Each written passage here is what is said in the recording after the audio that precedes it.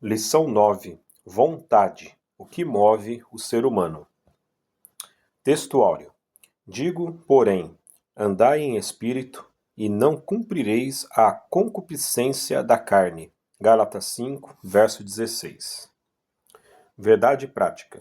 Guiada por Deus, a vontade é uma bênção extraordinária, vital para a existência humana. Leitura diária. Segunda, 1 Coríntios 7, 37 ao 39. Poder sobre a própria vontade. Terça, João 6, versos 38 ao 40. Jesus cumpriu inteiramente a vontade do Pai. Quarta, Provérbios 31, versos 10 ao 13. A mulher virtuosa trabalha de boa vontade. Quinta, Efésios 6, versos 5 ao 9. Trabalhando de boa vontade. Sexta, 1 João 2, versos 15 ao 17, renunciando à própria vontade. Sábado, Filipenses 2, versos 12 e 13. Deus implanta bons desejos em nós. Leitura bíblica em classe, Gálatas 5, versos 16 ao 21, Tiago 1, versos 14 e 15, 4, versos 13 ao 17. Digo, porém, andai em espírito, e não cumprireis a concupiscência da carne. Porque a carne cobiça contra o espírito, e o espírito contra a carne. E estes opõem-se um ao outro, para que não façais o que quereis. Mas, se sois guiados pelo espírito, não estais debaixo da lei. Porque as obras da lei são manifestas, as quais são prostituição, impureza, lascívia, idolatria, feitiçarias, inimizades, porfias, emulações, iras, pelejas, dissensões, heresias, invejas, homicídios, bebedices, glutonarias e coisas semelhantes a estas, acerca das quais vos declaro, como já antes vos disse, que os que cometem tais coisas não herdarão o reino de Deus. Mas cada um é tentado quando atraído e engodado pela sua própria concupiscência. Depois, havendo a concupiscência concebido, dá à luz o pecado, e o pecado, sendo consumado, gera a morte. Eia, agora, vós que dizeis, hoje ou amanhã iremos a tal cidade, e lá passaremos um ano, e contrataremos e ganharemos. Digo-vos que não sabeis o que acontecerá amanhã, porque que é a vossa vida? É um vapor que aparece por um pouco e depois se desvanece. Em lugar do que devieis dizer, se o Senhor quiser, e se vivermos, faremos isto ou aquilo. Mas agora vos gloriais em vossas presunções. Toda glória tal como esta é maligna. Aquele, pois, que sabe fazer o bem e não o faz, comete pecado. Comentário, introdução. Nas lições anteriores estudamos sobre duas das principais faculdades da alma, o intelecto e a sensibilidade. Vimos a relação entre o que pensamos e sentimos e como pensamentos e sentimentos podem influenciar a vontade e as decisões. Pensar, sentir, desejar e agir costumam compor um mesmo fenômeno na experiência humana.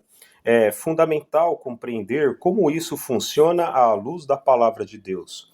Nesta lição estudaremos mais especificamente a respeito da vontade. Tópico 1. Vontade, motivação e ação. Ponto 1. Conceito de vontade. Volição ou vontade é a capacidade humana de desejar, querer, almejar, escolher e agir. Pode ser entendida também como motivação. Sem desejo ou vontade, não há motivação e, via de consequência, ação. Nesse conceito amplo, a manifestação da vontade, mesmo quando o que fazemos não era originariamente nossa vontade, mas de outrem, se a ela aderimos voluntariamente. Salmo 143:10, Lucas 22:42. A conversão é um exemplo de mudança na vontade humana por meio do arrependimento. Atos 3:19.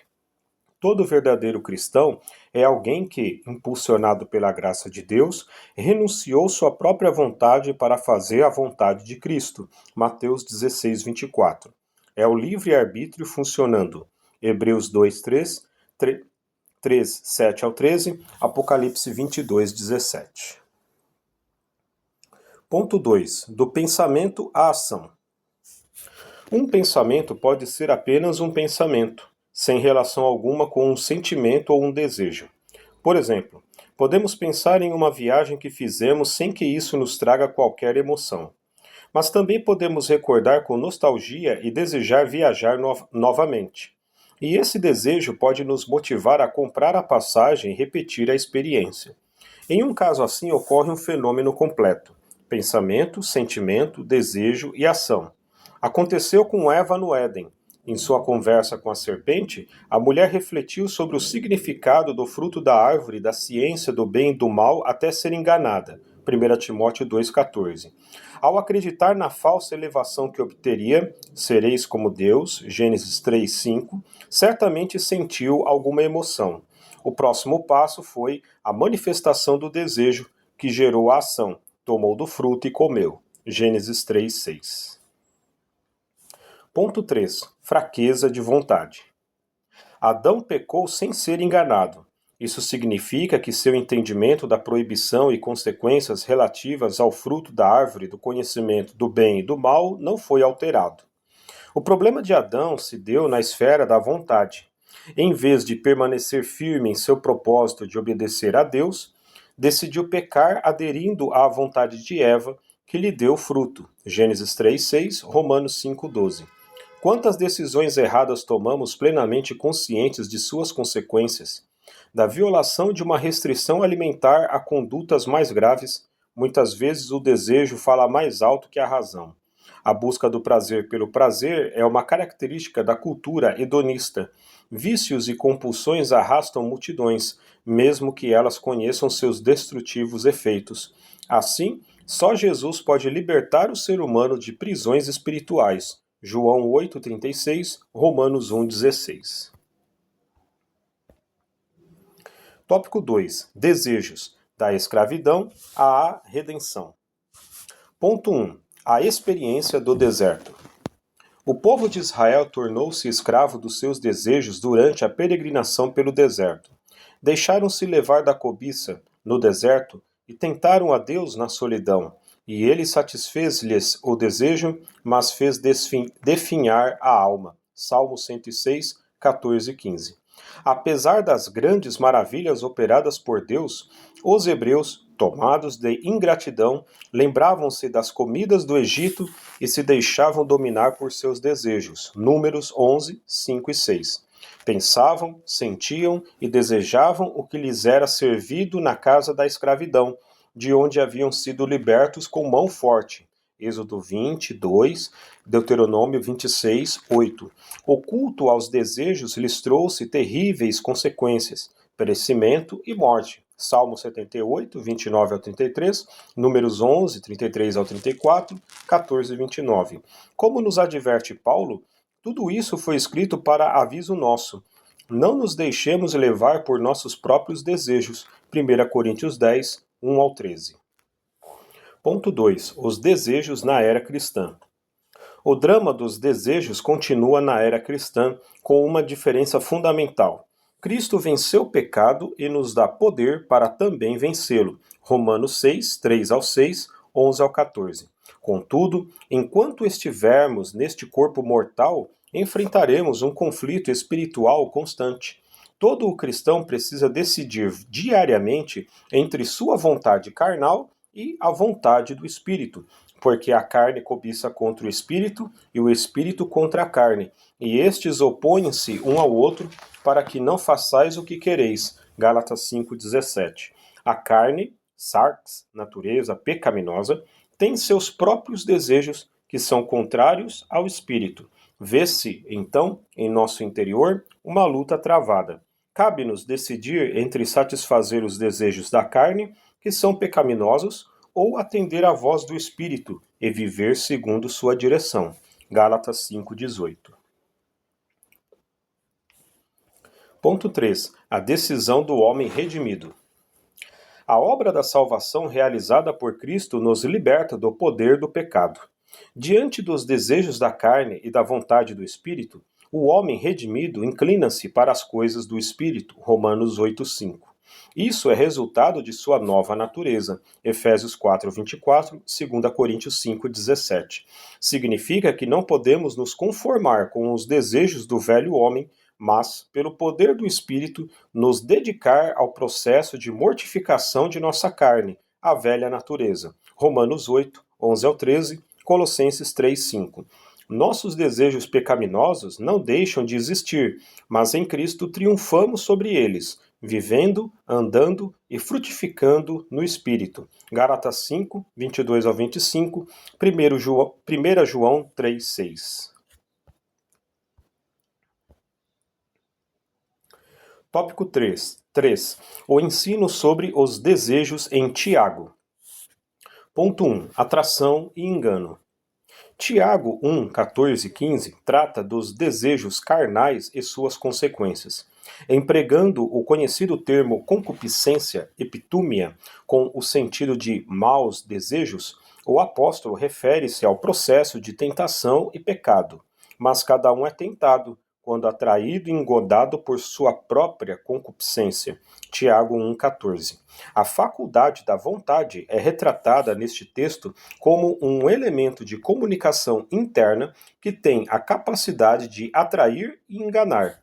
Assim sendo, o mau desejo é capaz de afetar a própria razão, levando-a a acreditar que o pecado não produz consequências ruins, mas boas. Nesse processo, a mente é entorpecida depois do desejo ter sido aguçado.